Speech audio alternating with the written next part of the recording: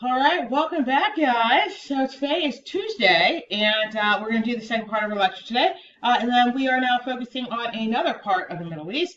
So this time we're going to be taking a look at the Mandate of Palestine. 19th century again, Europeans are going to be focusing on Zionism, which is the idea of the creation of an independent Jewish state somewhere in the Middle East. We do need to realize that a lot of this is going to be stemming from events that were actually occurring inside of Europe before you actually see in between the wars.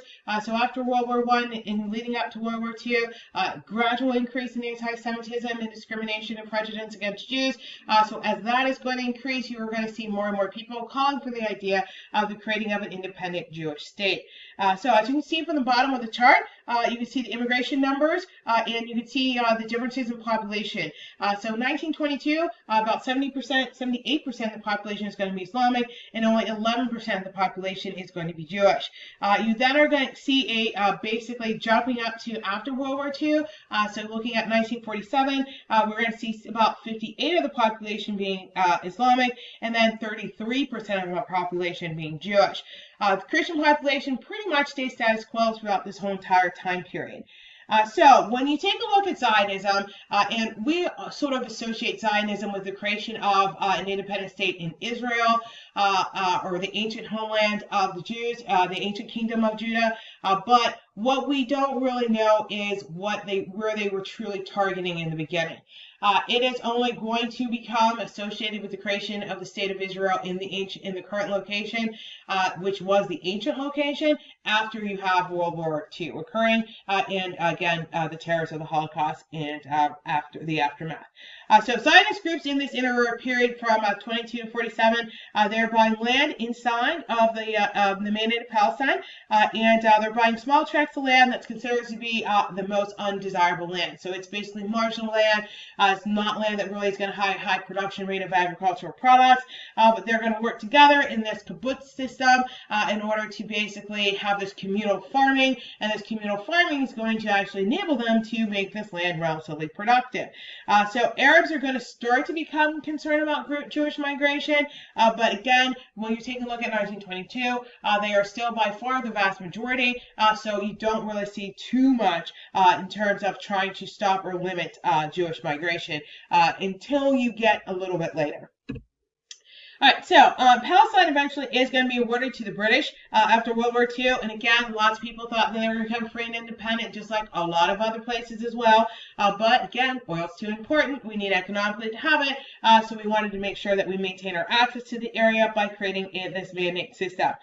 Britain's had two goals, same with everybody else. And again, under their mandate, they want to help people establish democracy and also use the natural resources inside of the Middle East in order to promote British industry. Zionist leaders are going to start to pressure the United Nations, which is a newly created group after World War II, to create this new independent state of Israel. Britain is in control of this area and is relatively unsure what to do. So they are going to have a series of communications between Lord Rothschild, who is going to assist the British for a long period of time during the war effort. Great Britain didn't have enough money in order to effectively fight World War II. The Rothschild family is going to loan them a significant amount of money. As a result of that, his opinion about this creation of this independent state of Israel becomes important to the Jewish government. So they're trying to sort of placate him by saying that they're going to support the establishment of Israel, but a lot of people are going to misunderstand some. All right, so this is a letter. It is to Lord Rothschild, and it is going to be written. It's the Balfour Declaration. And again, neither one of these people are actually leaders of the official government. They're not members of the official government, but they do have some pull. So it basically says, some, nice introductions there, but they would like that there's British support for the creation of Israel. And they would like Britain to support the Zionist movements and aspirations inside of the Middle East. And basically, the issue that you have is this statement. The statement says that His Majesty's government's view will favor the establishment in Palestine of a national homeland for the Jewish people. And this is a statement that basically everyone says that Great Britain supports the creation of Israel because of that line. But it really is misunderstood, because just two sentences afterwards, you also will have it say that clearly understand that nothing shall be done which may prejudice the civil or religious rights of the Arabs. So this is then going to be something that is going to support the fact that, well, what do you do with the Arabs who are living there? If you can't displace them, and if you can't infringe on their rights, then there's no way that you're actually going to be able to create this new independent state of Israel. So those are the two things. And again, this is why you're going to have a lot of controversy over it. Again, just for the line, again, many are going to base it on the fact that it says His Majesty's government does favor the creation of this homeland. But again, it's very unclear how far the British are going to go. Are they going to fight for this homeland? Are they just going to give you money for the homeland? Or are they just going to say, hey, go ahead and do whatever you want with this land? But they don't really know what the British is going to do. Again, the Balfour Declaration supports both sides. It's this tightrope walking that you see over and over again in foreign policy. You don't want to end up on the wrong side. You don't want to be, you want to be the victors, the people who win. So you're going to try to placate both sides at the same time, which is only going to cause more and more problems for the British Mandate of Palestine. Arab communities see the Balfour Declaration as total complete betrayal. They had their own series of letters beforehand dealing with your McMahon and your Hussein letters, and those letters basically had established very small Jewish communities based upon Jewish population. And those letters basically said that, whatever wasn't currently going to be a Jewish-held land was going to remain Arab. The Balfour Declaration just kind of goes the opposite direction of that, which is why you're going to have a lot of people being relatively upset. All right, so the question now is, what do the British do? They're controlling this mandate, and got two groups fighting over it, and now I'm going to have to figure out which group actually gets the land. And Great Britain sees that there is a problem. They do see that increasing Jewish migration to this area is a problem. So they come up with a series of solutions. So these are the British solutions to the immigration problem. They're called the White Papers. The first one's going to be published in 1922. And basically, the White Papers are going to be the British response, official response, to the Balfour Declaration. So basically, it says that Jews do have the right to live in Palestine, and Jewish settlements are going to then be restricted in the future to be only east of the Jordan River, and immigration limits now are going to be set in order to maintain economic success of the area. So they're not really saying that religiously people are not allowed to go there. They're basically saying that this land can only sustain a certain amount of people. We're getting close to this amount, so we want to make sure that the people who are living there are still economically prosperous. So we're going to limit our migration amount. And of course, we know that's not going to work. So we then have the 1930s. This is the Passfield White Paper. And this is going to be the result of a number of Jewish rights that are going to occur between Jewish settlers and Arabs living there. One of them is going to actually happen in Hebron, Palestine. Religiously mixed area that basically coexisted for over hundreds of years together, and everything was pretty much okay. But part of their issue is going to be the different types of people that are coming now with immigration. So the majority of the Jewish population there are going to be Sephardi Jews, and they're going to be from Spain and Northern Africa and Arab countries. They speak Arabic, and culturally they are very, very close to Islamic Arabs. So you don't see a very, very huge difference, even though they are Jewish. The new immigrants coming from Europe are going to be Ashkenazis, and they're going to live very, very separately.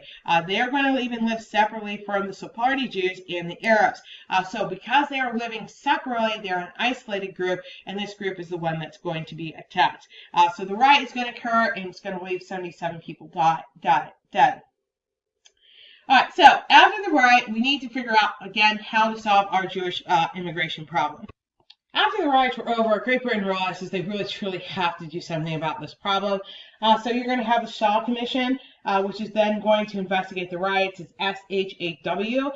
So the Shaw Commission is going to investigate the riots, and they basically find out that the problem is that both groups, both Arabs and Jews, believe that the British support them. And it's because of this tightrope walking, this uncommitted idea of either going to have Israel and support the Jews, or going to support Palestine and the Arabs, and Great Britain doesn't really choose. And as a result of that, people are fighting because each side believes and each side has documents that says the British supports me, while the other side can easily say again the British supports them. So the Shaw Commission is going to recommend that the Jewish immigration be limited and under governmental control. And that way they can try to basically make sure these groups are going to stay in the right proportion, or the current proportion, and they will not lead to potential problems in the future. Many of them are going to see that the findings of the Shaw Commission are going to be seen as pro-Arab because it does not say to create an independent state. It does say to start to limit Jewish immigration, eventually almost stopping it altogether. And of course, things do not settle down, so we have another series of papers that's going to be in 1939, and that is another white paper.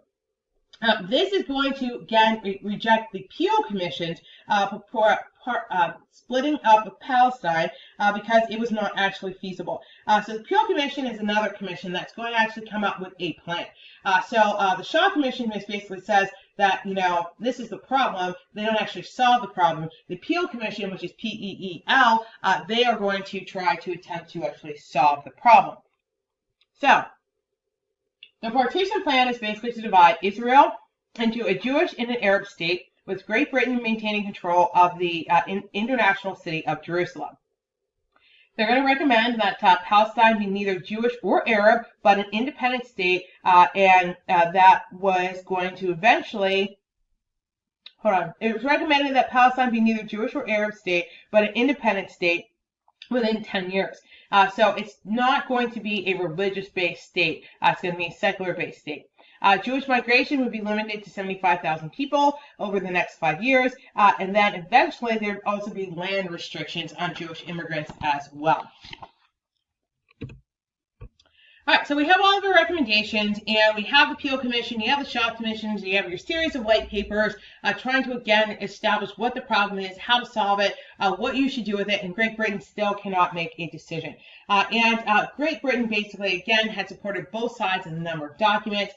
So in order to maintain positive relationships with the Arab population there and their government, basically they wanted to protect their political and vital interests, their economic interests inside the Middle East.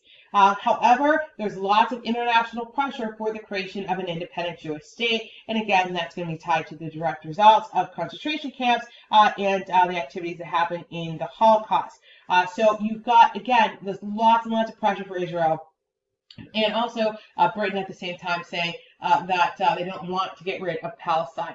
So eventually what they end up doing is they just hand the whole entire thing over to United Nations. And again, newly created United Nations now has to make the decision about what they're going to do with Palestine.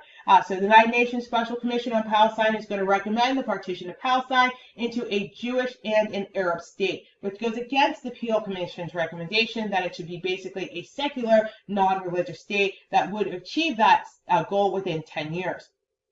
So on May 29th of 1947, the UN is going to actually adopt the partition plan of Palestine, which is going to divide the area into two independent states. That was going to occur in May of 1948. Jerusalem, again, is going to be under the UN's control, so internationally controlled Jerusalem, due to the number of religious sites that are going to be there, which are important for both religions.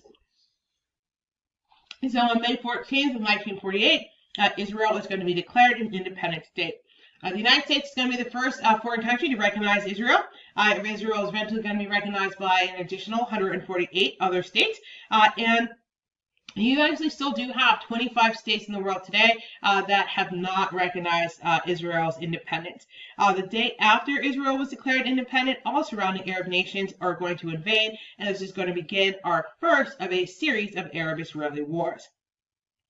In terms of Israel itself, everyone who is Jewish is granted citizenship in Israel. About half of the world's global population of 14 million Jews are going to live in Israel today. And the other half, the other area that has the mass majority of Jewish migration is going to be here in the United States. All right, so that's the end of that portion of the lecture.